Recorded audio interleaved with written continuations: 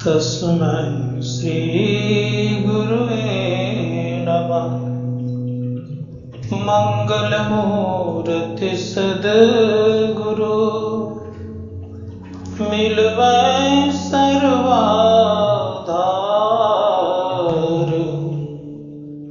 मंगलमय मंगल करन बिनवा बारंबार। धन्य धन्य सद्गुरु सुखदा महिमा कहीं न जाए। जो कछु कहो तुम्हारी कृपा मोते कछु न बसाए।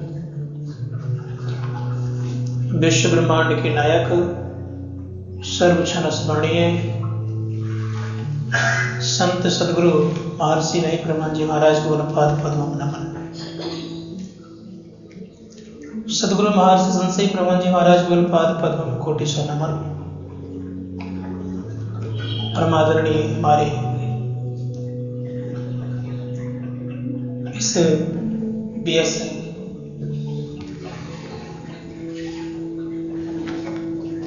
प्राइवेट लिमिटेड के संस्थापक परमादरणीय परमानंद बाबू, परमादरणीय माता जी,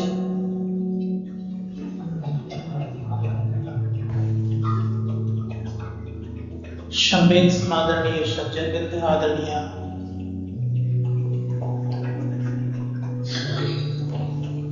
माताओं तथा भक्तिवती बहनों,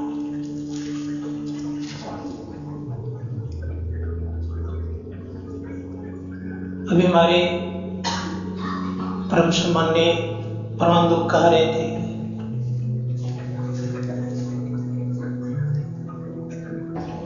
कि दो तरह का विद्याएं होती है।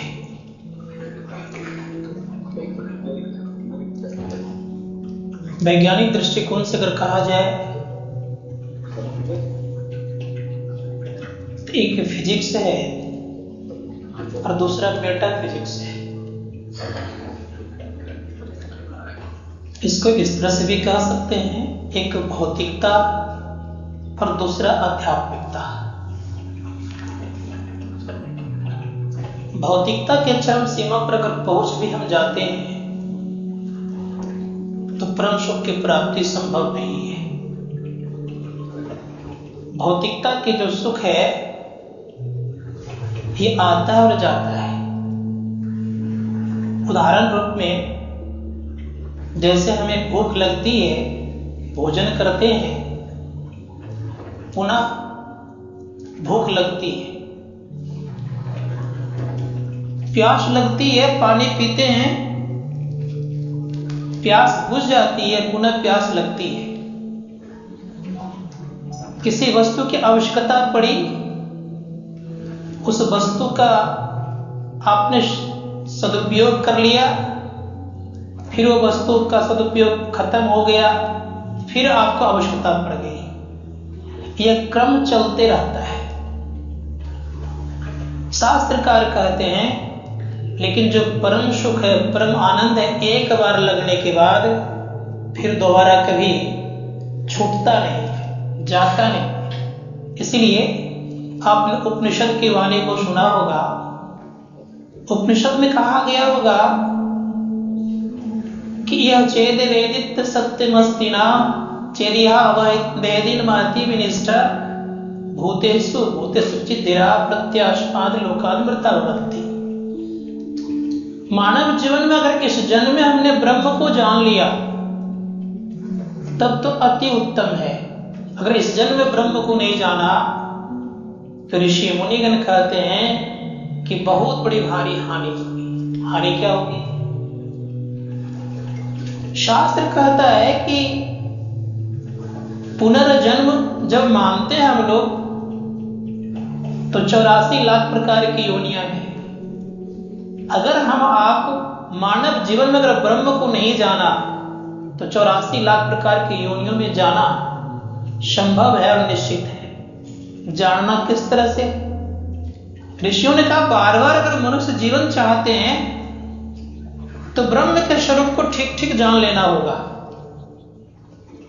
उसके अनुसार चलना पड़ेगा, तब आपको बार बार मानव का जीवन मिलता रहेगा और तब तक मिलता रहेगा जब तक कि आपको परमात्मा की प्राप्ति नहीं हो जाए, तब तक यह क्रम चलते रहेगा।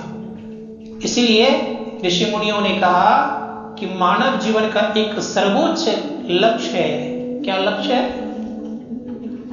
महर्षि रमन ने कहने कृपा की उन्होंने कहा know yourself, this is greatest service you can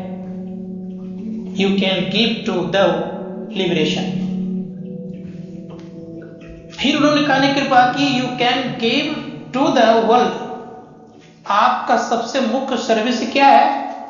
तो कहते हैं कि सबसे मुख्य सर्विस है कि अपने आप को जानना। Know your self. हम आप तमाम लोग एक दूसरों को जानते हैं, एक दूसरों से हम प्रेरित भी हैं, सगा संबंधी को भी जानते हैं, अपने जमीन जायदाद को भी जानते हैं, धन संपत्ति को भी जानते हैं। लेकिन परम आवश्यक और आश्चर्य तो ये है, परम आश्चर्य तो ये है, क्या हम आप अपने को जानते हैं? अगर हम अपने आप को जानते हैं तो आपसे बढ़कर संसार में कोई महान नहीं हो सकता। आप हैं क्या? क्वेश्चन है कि मैं कौन हूं? ऋषिगण कहते हैं कि आप शरीर नहीं है। I am not body. हम शरीर नहीं है, हम शरीर का कोई पार्ट भी नहीं है। तो हैं कौन हम?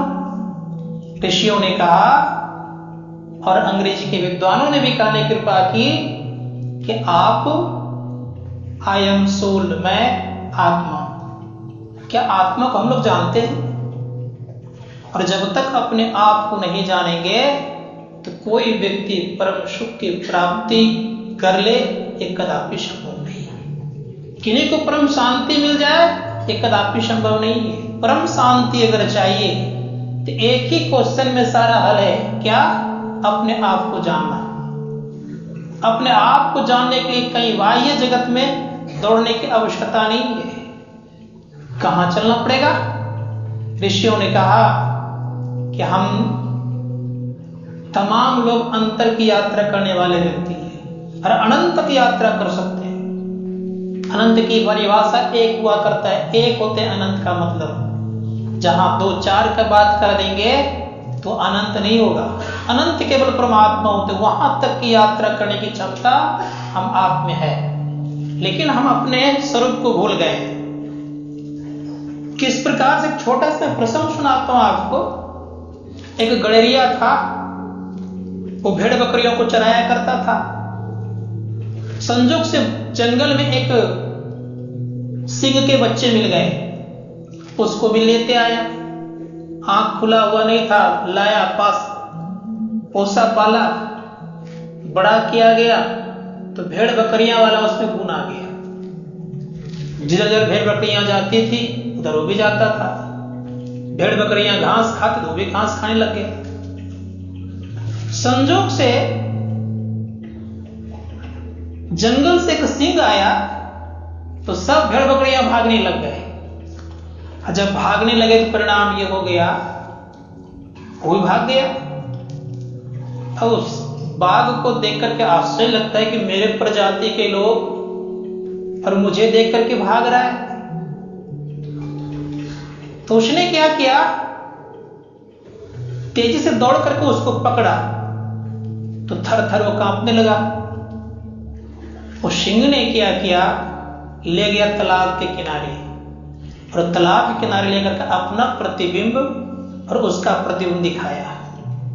जब दोनों का प्रतिबिंब मिल गया तो ये दहाड़ लगाया तो वो भी दहाड़ लगाया और अंत में मुस्काया, खूब बढ़िया से मुस्कान उसके चेहरे पर आया। अर्थात अपने स्वरूप का ज्ञान हो गया कि मैं भी सिंह का बच्चा हूं। उसी प्रकार से तमाम लोग उस परमपिता परमात्मा के संतान हैं। इंद्रियों के वशीभूत हो गए हैं, इसलिए अपने स्वरूप को भूल गए।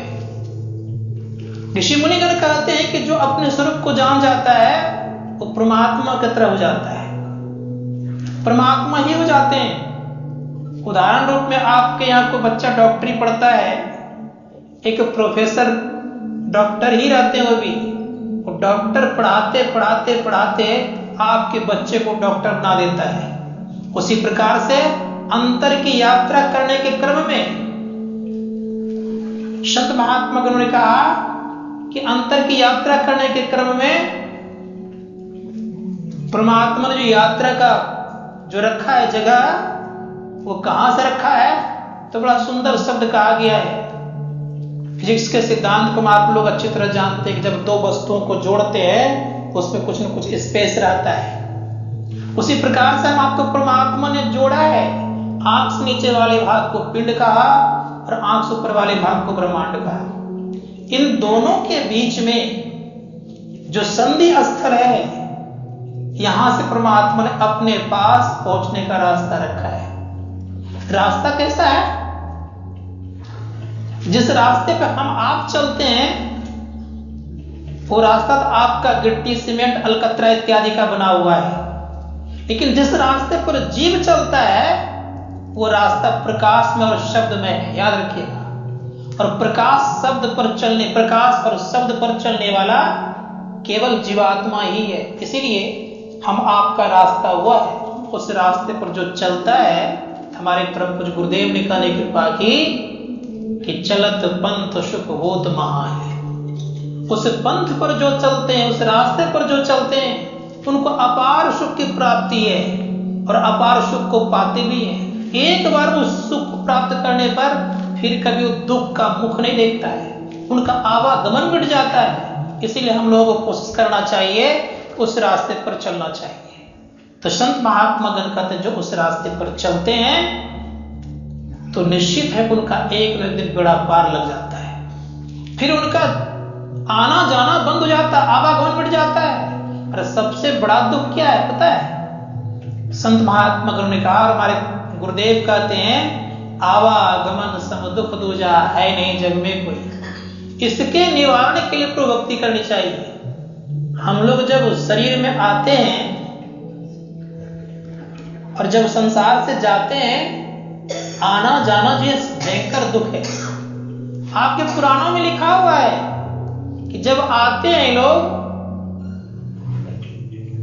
तो 1000 बिच्छुओं के डंक की पीड़ा होती है, और जब जाते हैं तो संकीर्ण मार्ग से जब कान से आंख से नाक से जीवात्मा को खींच करके जमदूत ले जाते हैं, उसमें पीड़ा होती है।